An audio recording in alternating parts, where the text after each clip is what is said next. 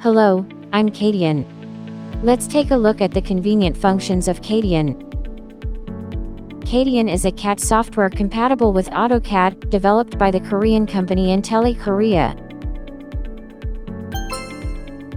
In CADian CAD, you can perform repeated offsets during the offset execution.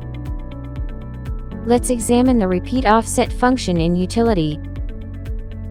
Use the pull-down menu to execute commands. When you click Utility, the modification menu will appear, and you click on Repeat Offset Distance. Click 2 points using the mouse to specify the distance for the offset. Select the object and specify the direction for the offset. Lastly, specify the number of repetitions for the offset. To repeat 5 times, enter 5 on the keyboard, and then press Enter.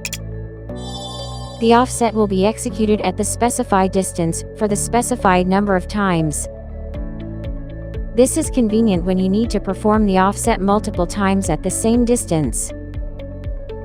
We have demonstrated how to use the utility function of CADian CAD for repeated offsets.